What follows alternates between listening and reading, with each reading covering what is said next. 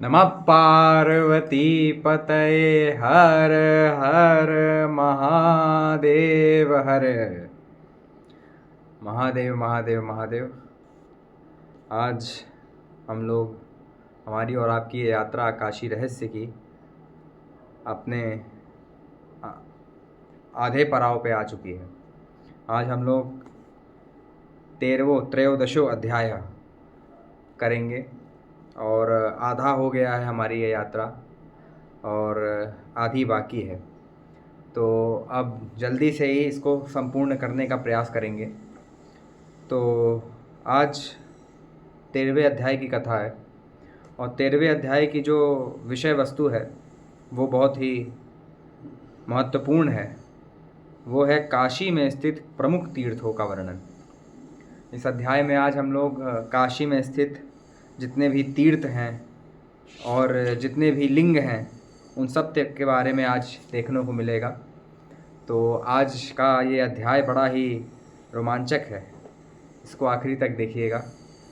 तो चलिए बिना किसी देरी के शुरू करते हैं। विश्वेशं माधवं ढुंडिं दंडपाणिं च भैरवं वंदे काशीं गुहां गंगा भवानी मणिकर्णिका। श्री गणेशाय नमः।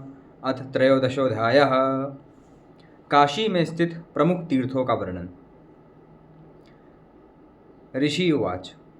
ऋषि कहते हैं, इस काशी में अनंत लिंग और अनंत तीर्थ हैं। काश्याम तिले तिले लिंगम काश्याम तीर्थानि पदे पदे। उनमें किन्हीं का सेवन करने से अभ्युदय की प्राप्ति होती है, किन्हीं का सेवन ना करने से वे रुकावट का कारण बनते हैं, अर्थात विघ्न उत्पन्न होते हैं या दोष लगता है, पाप होता है। इन लिंगों में जिनका दर्शन ना करने से रुकावट हो, पाप हो, उनका दर्शन करना अत्यंत ही आवश्यक है। उसी को ध्यान में रखकर ऋषिजन पूछते हैं। ऋषिगण सूत जी से कहते हैं, काशी में अनंत लिंग हैं और चारों तरफ अनंत तीर्थ हैं। उनमें से कौन से ऐसे तीर्थ या लिंग हैं जिनका दर्शन अथवा जिनमें स्नान न करने से व्यक्ति पाप का भागी होता है? हे प्रिय सूत जी, पृथ्वी पर विराजमान उन काशी के तीर्थों और लिंगों का वर्णन कीजिए। आप तीर्थ प्रेमी हो इसलिए पूछते हैं।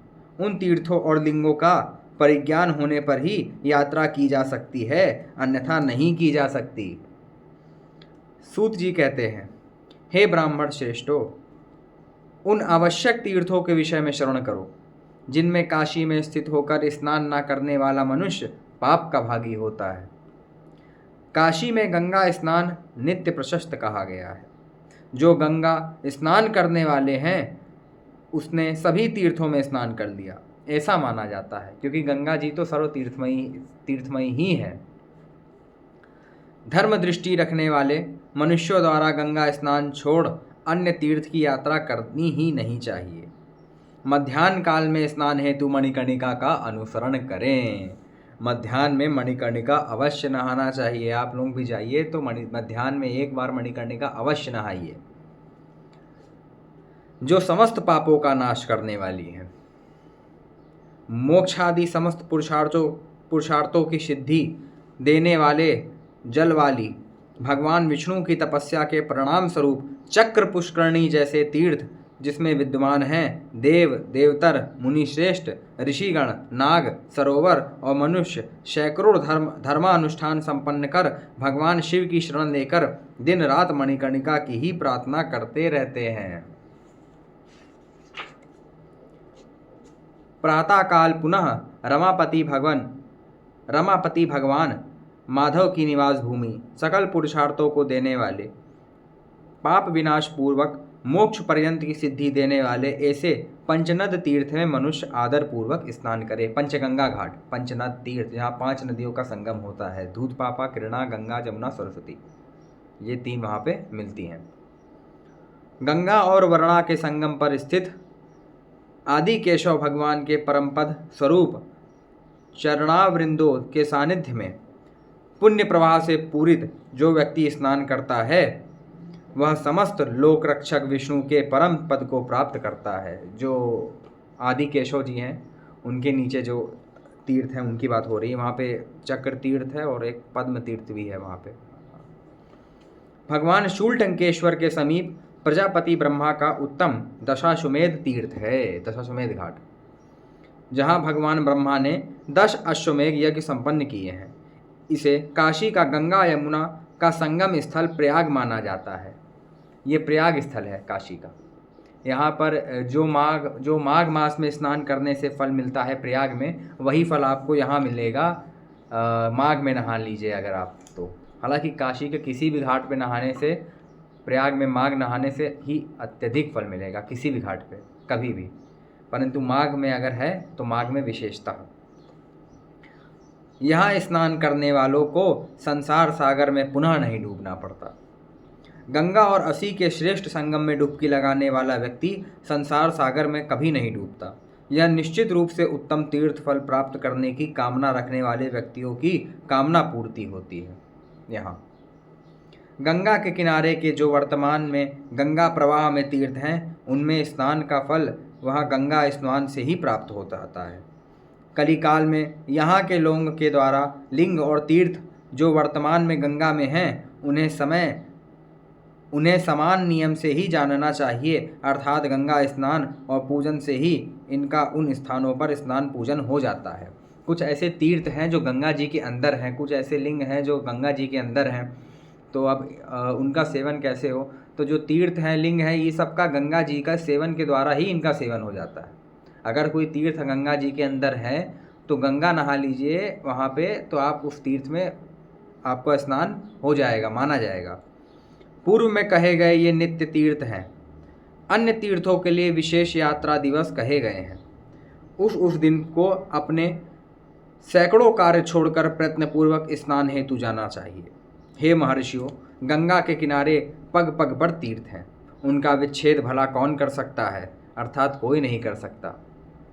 तीर्थ यात्रा करने की इच्छा वाले या देव दर्शन हेतु कभी भी काशी न छोड़ बाहर न जाए। देखिए यहाँ पे आज्ञा दे दी गई है।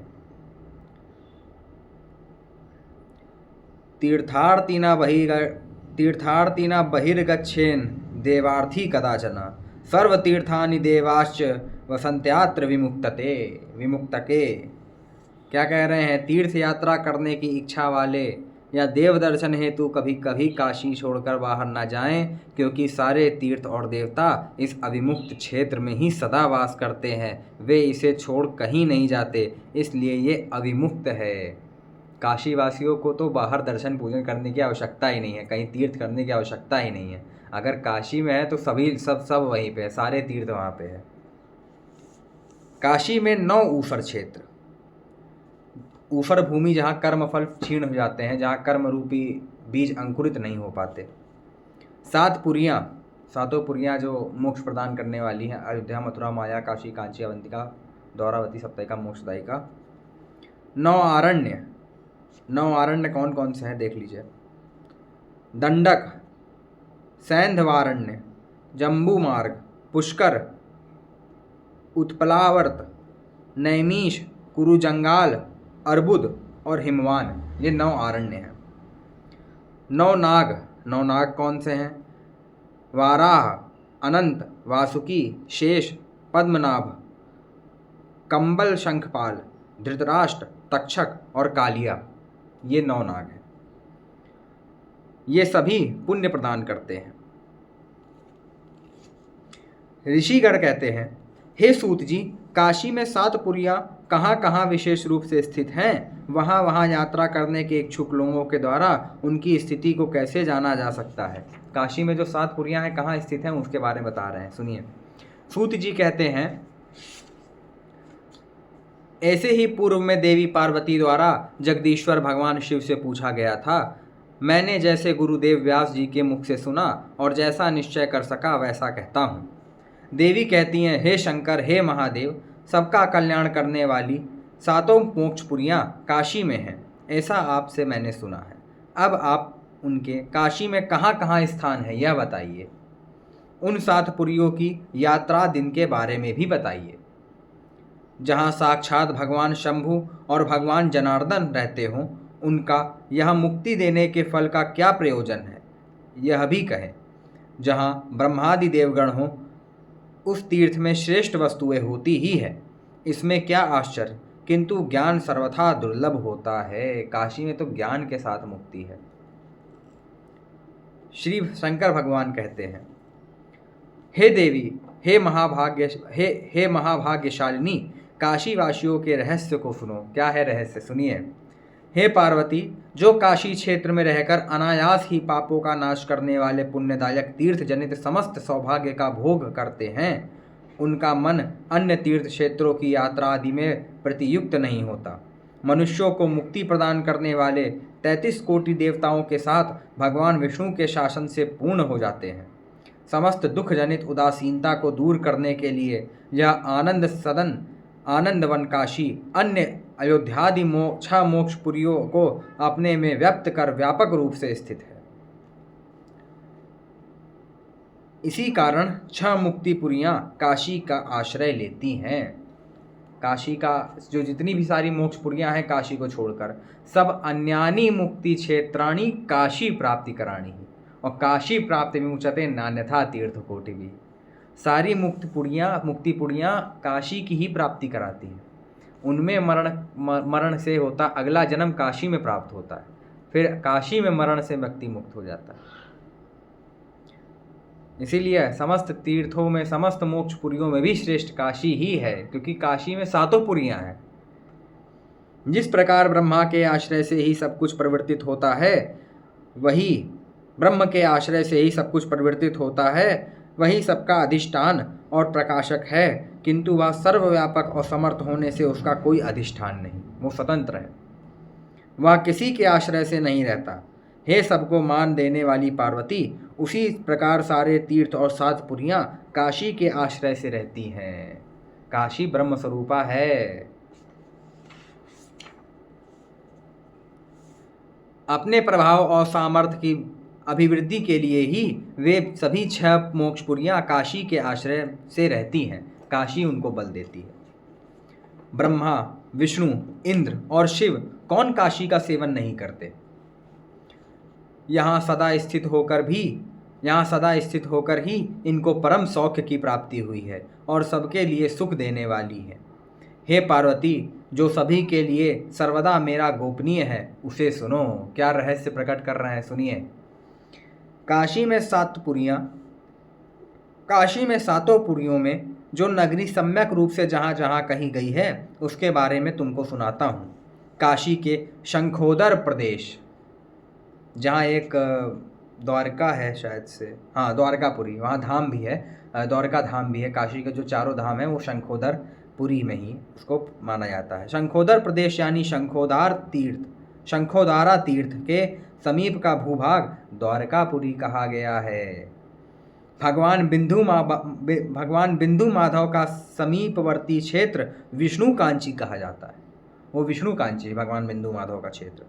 उत्तरार्क बकरिया कुंड जहाँ कहते हैं, जहाँ एक आदित्य भी हैं, बकरिया कुंड से उत्तर वरुणा पर्यंत का क्षेत्र मथुरापुरी की सीमा कही गई है, वो मथुरापुरी है।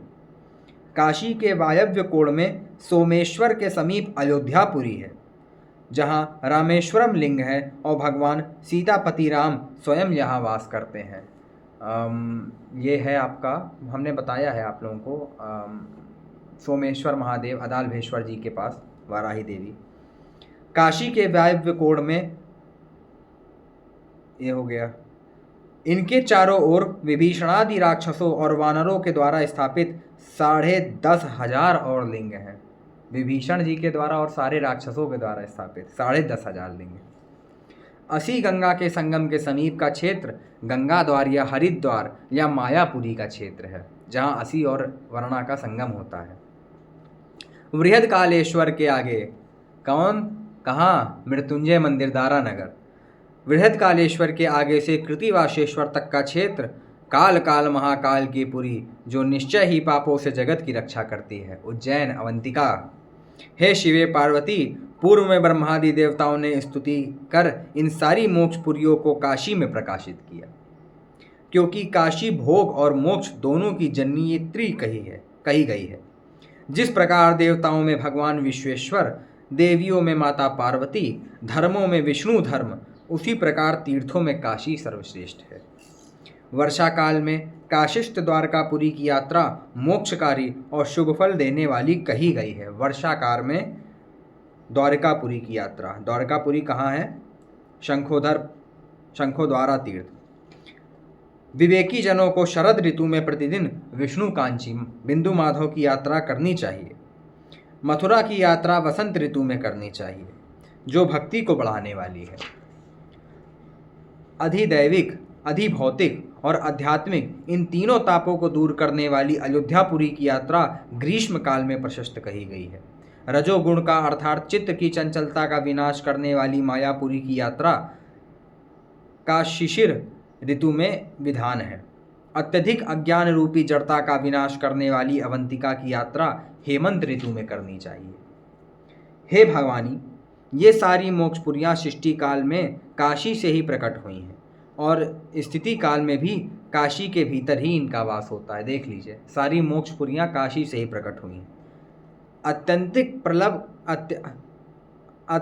प्रलय के समय ये सभी काशी में ही लीन हो जाती हैं। ये सारी जितनी मोक्षपुरियाँ हैं, इनको बल काशी से ही मिलता है।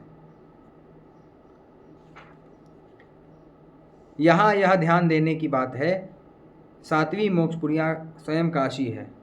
हाँ, ये एक बात है कि काशी में काशी कहाँ है? काशी में तो इतने सारे, अयोध्या हो गई, मथुरा हो गई और विष्णु कांची हो गई, कांची हो गई, विष्णु कांची हो गई, अयोध्या, मथुरा, द्वारका हो गई, ये सब तो हो गए, पर काशी में काशी कहाँ है? इसका उत्तर है काशी में काशी ब्रह्मनाल में है। क्योंकि काशी विश्वनाथ का घर है। अंतर्गृह के अंदर ब्रह्मनाल, एक ब्रह्मनाल तीर्थ है, अब तो मोहल्ला है, और वो जो मोहल्ला है वो ब्रह्मनाल तीर्थ है, वही काशी है, वो काशी में काशी है। पार्वती जी कहती हैं, हे महादेव, यह विभाग कब से प्रारंभ हुआ? ये 7 मोक्षपुरियाँ कैसे अलग अलग स्थित हैं और कैसे एकत्र स्थित हैं, यह बताइए। भगवान शंकर कहते हैं, हे देवी, मुझसे एक ऐसी रहस्य की बात सुनो जो मैंने आज तक किसी को भी नहीं कही। काशी की महिमा निश्चय ही कुछ विचित्र, आश्चर्यकारी और शांति देने वाली है। हे देवी, प्राचीन काल में कृतयुग अर्थात सतयुग, कृतयुग की बात है कि एक बार मुक्ति को उद्देश्य कर ब्रह्म साक्षात्कार करने वाले ऋषियों के साथ देवताओं का महत्वपूर्ण संवाद हुआ। किस प्रकार जीव आत्यंतिक रूप से मुक्त होते हैं, किस प्रकार उनके पापों का क्षय होता है, कैसे उनकी दुखों की निवृत्ति होती है और निश्चय ही कैसे सुख की प्राप्ति होती है। आत्यंतिक सुख की इच्छा करने वाले उन देवताओं और ऋषियों के बीच इस प्रकार का विमर्श चल ही रहा था। तब समस्त वेदों के तात्पर्य को जानने वाले भगवान विष्णु ने उनसे कहा। क्या कहा?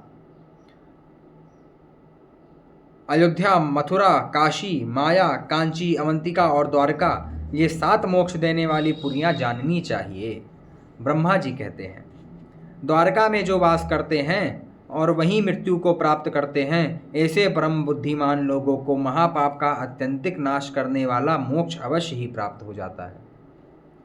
जो महापातकों से ग्रसित है और जो मुक्त हस्त हो बड़े बड़े दान करते हैं, दोनों को ही मथुरा में शरीर त्यागने से समान गति की प्राप्ति होती है। योग साधना करने वालों एवं उधर्वरेता ब्रह्मचारी मुनियों को जो गति प्राप्त होती है, वह गति तेजोमयी विष्णु कांची में परोपकार करने वालों को मिल जाती है। हे देवताओं और मुनियों, अत्यंत फलदायी मेरी वाणी को सुनो। अयोध्या में मरण प्राप्त करने वाले जीवों को सारूप्य मुक्ति प्राप्त होती है, वे श्री हरि के सदृश रूप वाले हो जाते हैं। गंगा द्वार में मरण प्राप्त करने वाले जीवों को निश्चय ही भगवान अनंत के कृपा प्रसाद से निर्विकल्प समाधि जनित निर्वाण मोक्ष प्राप्त होता है, इसमें संदेह नहीं। अवंतिकापुरी भगवान महाकाल की सनातन निवास भूमि है। इसमें मरण को प्राप्त हुए महान जन उस सर्वव्यापी महाकाल में ही लीन हो जाते हैं। पुण्य कर्म करने वालों, पुण्य रूपी सामग्री से सुपन्न देह त्याग करने वाले सज्जनों को ये उपयुक्त सारी 6 मोक्षपुरियाँ सिद्धि देने वाली हैं। पापरत जीवों के लिए इन मोक्षपुरियों का दर्शन, श्रवण और स्पर्श भी दुर्लभ है। समस्त तीर्थ, सारी मोक्षपुरियाँ और शिव पुराणोक्त भगवान शिव के महाकाल, त्र्यंबक, वैद्यनाथ, अमरेश्वर आदि इन 60 शिव स्थानों, नदियों, सरोवरों, सागरों, देवों, सभी मुनियों सहित सभी श्रेष्ठ महानुभावों कामारी भगवान शिव से प्राप्त विशिष्ट प्रभाव वाली काशी में अपने मोक्ष की कामना से वास करते हैं। सातों पुरियां भी काशी में निवास करती हैं मोक्ष की कामना से, यहाँ पे लिखा है। वाह, क्या बात है। उनका मन सदैव काशी को देखने के बाद अन्य तीर्थों में नहीं रमता। शिव जी कहते हैं, इस प्रकार ब्रह्मा और श्री हरि के द्वारा कहे जाने पर इंद्र सहित वे सभी देव संदेह रहित होकर काशी का अपने मन में अनुसंधान करते हुए चले गए। शौनक उवाच। शौनक जी कहते हैं, हे सूत जी, हम लोगों द्वारा काशी से संबंधित सुदुर्लभ पुण्य प्रदान करने वाली कथाएं सुनाई गई। जहाँ सप्त मोक्षपुरियाँ का संगम हो, वहाँ मोक्ष प्राप्त होने में क्या संदेह होगा। अर्थात संपूर्ण मोक्ष मिल जाता है यहाँ पे काशी में तो ऐसा मोक्ष है कि ज्ञान सहित मुक्ति है, और सातों पुरियाँ यही है मुक्ति का। तो यही उसमें बता रहा है कि यहाँ मोक्ष प्राप्त होने में क्या संदेह है, यहाँ ज्ञान सहित मुक्ति मिल जाती है। जिसके प्रसाद से अन्य 6 अयोध्यादि पुरियाँ मोक्ष का विस्तार करती हैं, अर्थात मोक्ष प्रदान करती हैं। ऐसी शुभ फल देने वाली काशिका का कौन ऐसा मोक्ष प्राप्ति का इच्छुक व्यक्ति होगा जो इसका सेवन ना करे, अर्थात सभी करेंगे।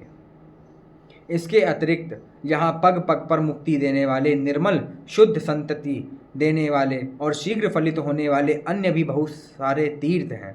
हे परम बुद्धिमान सूत जी, उन तीर्थों और लिंगों के बारे में भी कहिए। सूत जी कहते हैं, अब मैं अत्यधिक महिमा रखने वाले लिंगों का वर्णन करूँगा। अब शिवलिंगों का वर्णन कर रहे हैं। कौन कौन से शिवलिंग आएंगे इसमें देखते हैं। जिनके दर्शन मात्र से ही मनुष्यों की पाप राशि का नाश और पुण्य का संचय होता है। भगवान शिव जिसको कभी नहीं छोड़ते, इस कारण इस नगरी को अभिमुक्त कहते हैं। अभिमुक्त फल यानी मोक्ष फल देने वाले इस अभिमुक्तेश्वर लिंग का दर्शन करने से व्यक्ति कृतार्थ हो मोक्ष फल प्राप्त करता है।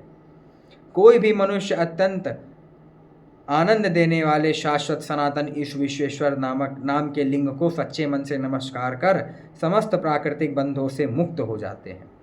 मोक्ष का द्वार उद्घाटित करने वाला यह मणिकर्णिकेश्वर लिंग है। अभय संन्यास आश्रम में सिद्धिविनायक के ऊपर, जिसके दर्शन मात्र से मणिकर्णी समाप्त हो जाती है। अर्थात मणि यानी चिन्मणि को, कर्णित यानी आच्छादित करने वाली मणिकर्णी यानी माया समाप्त हो जाती है। अर्थात वह दुरत्याय माया को पार कर जाता है। वीरेश्वर नामक यह लिंग चारों पुरुषार्थों धर्म, अर्थ, काम, मोक्ष को देने वाला है। यह मनुष्यों को समस्त सिद्धियों को देने वाला होने के साथ ही जीवन के अशुभ अमंगल रूपी अंधकार का भी नाश करता है। केदारेशम महालिंगम देह केदार नाशनम केदार पुत्र विदाध्या भवन्ति ध्वांत भूमयः कृतिवासम महालिंगम वास सौख्य करम परम यस्य दर्शन मात्रेण न मोक्षादिषु दुर्लभम वृद्धकालेश्वरम लिंगम महाकाल निवारणम कलिकाल महाज्वाला जालम जीवनम चंद्रकांत मणिप्रभम मनामयम अज्ञानध्वांत शमनम दृष्टकाश्याम चिदात्मकम ब्रह्मेश्वरम ब्रह्मसार प्रदमाघैरूपासितम दृष्टम महाघौगहरम महामाणिक्य सन्निभम। भगवान केदारेश्वर जी, केदारेश्वर का अत्यंत श्रेष्ठ महालिंग देह केदार यानी देह क्षेत्र यानी देह में अज्ञान जनित अहम भाव का नाश करने वाला है। इसी प्रकार केदार यानी क्षेत्र, पुत्र, वित्तादि में स्थित मम अज्ञान जनित मम भाव का भी नाश हो जाता है और अज्ञान भूमियाँ ज्ञान भूमियों में बदल जाती हैं। कृतिवासेश्वर का भी एक विख्यात महालिंग है। मृत्युंजय मंदिर से जब आप आगे चलेंगे इधर साइड, जहाँ रत्नेश्वर है बीच में, वहाँ पे तो आपको ये कृतिवासेश्वर वहाँ पे मिलेंगे, सतीश्वर मिलेंगे, रत्नेश्वर मिलेंगे। कृतिवासेश्वर के 2 लिंग हैं, एक तो जो नए हैं और एक जो मस्जिद के पास है, आलमगिरी मस्जिद, वहाँ पे पूछ लीजिएगा आप लोग तो बता देंगे, वहाँ पे दर्शन कर लीजिएगा। जो काशीवास का वास्तविक सुख प्रदान करता है, जिनके दर्शन मात्र से ही मोक्षादि सुख दुर्लभ नहीं रह जाता। कृतिवासेश्वर का दर्शन करने के बाद मोक्ष दुर्लभ नहीं, इतना तो 102% गारंटी है। ऐसे तो किसी भी मुक्ति लिंग का दर्शन करने से मोक्ष तय हो जाता है, परंतु कृतिवासेश्वर के बारे में तो हर जगह लिखा गया है। बृहत्कालेश्वर का एक विख्यात लिंग है। बृहत्कालेश्वर का लिंग महामृत्युंजय मंदिर के परिसर में ही है, जो महाकाल मृत्यु का भी भय दूर कर देता है। कलिकाल की दुख रूपी महाज्वालाओं के प्रभाव को दूर कर देता है और जीवन हेतु आवश्यक जल के समान है, और अर्थात समस्त तपों को जाल को दूर कर जल की तरह जीवन रक्षा करता है। चंद्रकांत मणि सदृश प्रभाव वाला चंद्रेश्वर लिंग आरोग्य सुख देने वाला है। चंद्रेश्वर लिंग है, सिद्धेश्वरी माता का मंदिर है, उसी के पीछे है, जहाँ सिद्धेश्वरी माता के मंदिर के प्रांगण में ही है, माफ़ करिएगा, ये आपका विकटा देवी जो है, संकटा देवी, वहाँ पे उनके पीछे ही चंद्रेश्वर लिंग है। काशी में स्थित यह चिन्मय अर्थात ज्ञानमय लिंग अज्ञान रूपी अंधकार का शमन करने वाला है। चंद्रेश्वर महादेव विश्वनाथ के हृदय के स्वरूप में अंग यात्रा में पूजित होते हैं। महामाणिक के समान कांति वाला, जो दर्शन मात्र करने पर पाप के प्रभाव को हर लेता है। ब्रह्मादि पूर्व पुरुषों द्वारा उपासित यह ब्रह्मेश्वर लिंग ब्रह्म संबंधित सार तत्व का ज्ञान प्रदान करने वाला है। देखिए, अब हम बोलते हैं इसमें कि त्रिलोचन महादेव का नाम नहीं आता तो लोग उनके प्राचीनता पर कुछ सवाल उठाते हैं। लिंग पुराण में उनका नाम नहीं है, परंतु देखिए भैया, ब्रह्मवैवर्त पुराण स्वयं कह रही है क्या, त्रिलोचनेश्वरम लिंगम नागयज्ञोपवीतिनम दृष्ट्वा त्रैलोक्य विभस्त्रिणी भवती नान्यथा। ओंकारेश्वर संभर्च योग सांख्यादि सिद्धि भाग नरो भवति चैतन्य पूर्ण मनोरथ।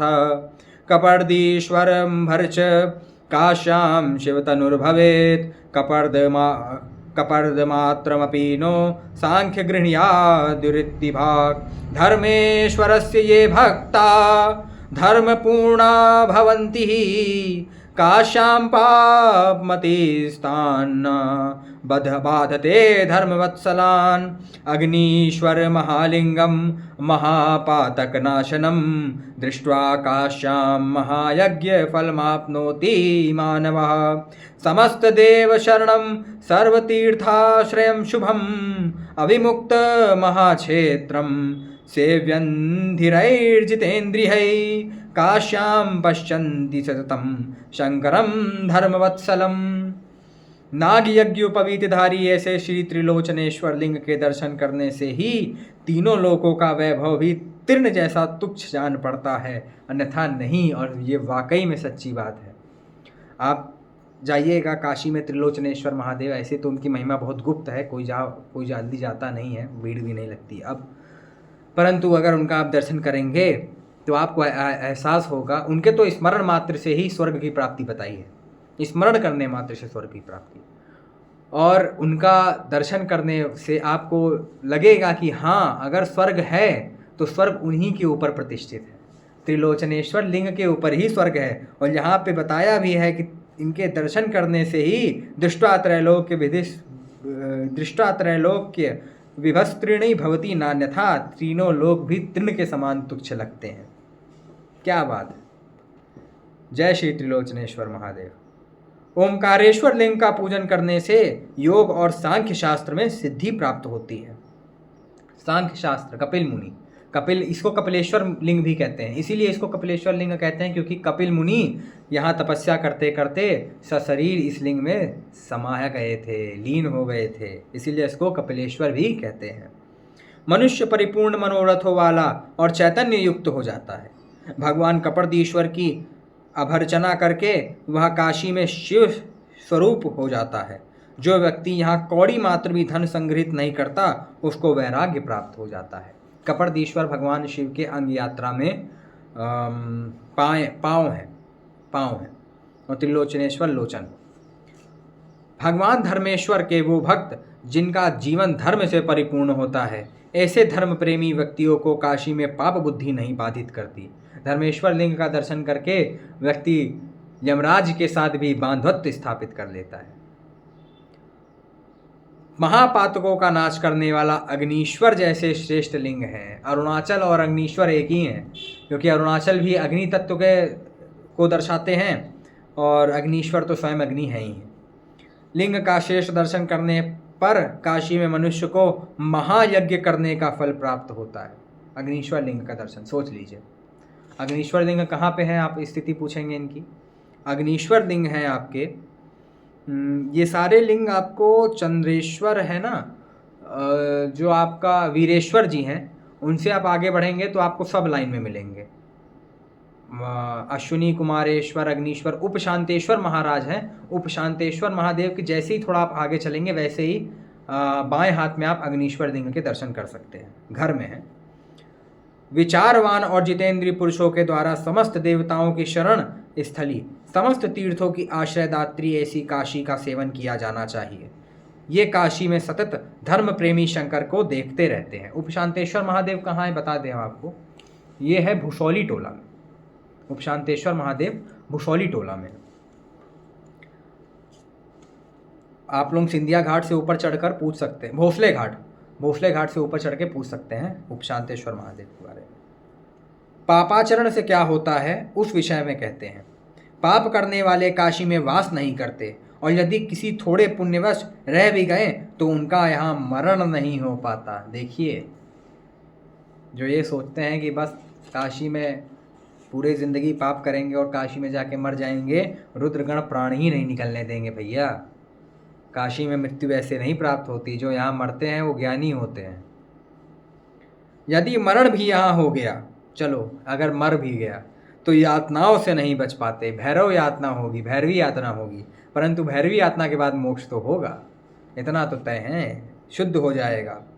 किंतु भैरवी यातनाओं के बाद उन्हें निश्चित ही मोक्ष सुख प्राप्त होता है, बता दिया। इस प्रकार यातना रूपी महासंकट के पश्चात मुक्ति होना उत्तम है। या जो धर्मात्माओं धर्मनिष्ठ पुरुषों के द्वारा प्राप्त की जाती है वह मुक्ति उत्तम है।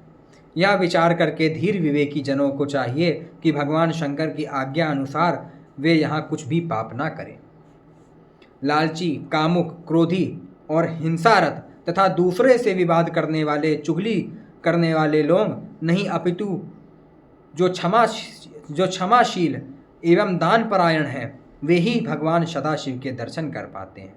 जो शांत स्वभाव के, सबके प्रति समान वृत्ति रखने वाले, निरंतर सदाचार में रत, सबके प्रिय, द्विज धर्मों का पालन करने वाले, परोपकारादि कार्यों में सतत सावधानी पूर्वक लगे रहने वाले और प्रमत्त तथा आलसी लोगों के संसर्ग से दूर रहते हैं, वे ही काशी में भगवान सदाशिव के दर्शन कर पाते हैं। काशी में रहकर नित्य अपने कानों से शिव कथा रूपी अमृत का पान करते हैं और अपने मुखार वृंद से नित्य निरंतर गंगा जल का पान करते हैं, साथ ही काशी संबंधित कथाओं का पुनः पुनः पान करते हैं, वे पुनः माँ का स्तन पान करने नहीं आते, अर्थात मुक्त हो जाते हैं। जहाँ पुण्य क्षेत्र है तो वहाँ पुण्य तीर्थों का सामुच्य नहीं होता, जहाँ तीर्थों का सामुच्य होता है तो पुण्य क्षेत्रों का समागम नहीं होता। जहाँ तीर्थों और पुण्य क्षेत्रों दोनों का समागम है तो वहाँ भगवान शिव या सबको धारण करने वाले अच्युत भगवान विष्णु नहीं होते।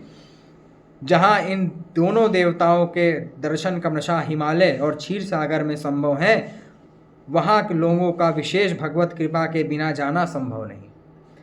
किंतु निश्चित रूप से सभी लोगों को बिना किसी बाधा के काशी में ये सब सुखपूर्वक प्राप्त हो जाता है। यहाँ पुण्य क्षेत्र भी है, तीर्थ भी है और हरि एवं हर इन दोनों देवताओं का वास भी है। इसी श्री ब्रह्मवैवर्ते तृतीय खंडे काशी रहस्य काशी विश्वेश्वर महात्म्य वर्णनम नाम त्रयोदशोऽध्यायः।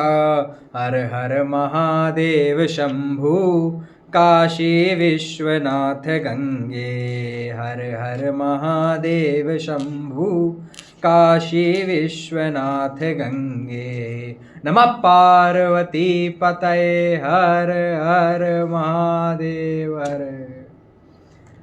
तो आज देखिए कितनी अच्छी बात हम लोगों को देखने को मिली कि जहाँ पुण्य क्षेत्र हैं, जहाँ तीर्थ हैं, इनका समागम है, तो वहाँ शिव जी विष्णु जी नहीं होते, और जहाँ ये दोनों हैं कैलाश और क्षीर सागर, वहाँ सबका जाना संभव नहीं। परंतु काशी में जिस प्रकार ब्रह्म प्रकाशित हो जाते हैं वैसा कहीं प्रकाशित नहीं हो सकते। यही हमारी काशी की बात है। यहाँ इस काशी में जहाँ मलमूत्र के ढेर में, गलियों में, चंडाल के घर में भी जिस प्रकार ब्रह्म प्रकाशित होगा उस प्रकार ब्रह्म कहीं और प्रकाशित नहीं हो सकता। इसीलिए यहाँ संपूर्ण मोक्ष मिल जाता है। तो आज ये 13वां अध्याय की कथा हमारे सामने आई और हम लोगों ने देखा कि काशी में तीर्थों का और विभिन्न शिवलिंगों का क्या महत्व है। अब अगले वीडियो में हम आपसे मिलेंगे 4वां अध्याय की कथा लेकर के। तब तक के लिए हर हर महादेव, नमः पार्वती पतये हर हर महादेव। सा काशी त्रिपुरारी राजनगरी, देयात् सदा मंगलम।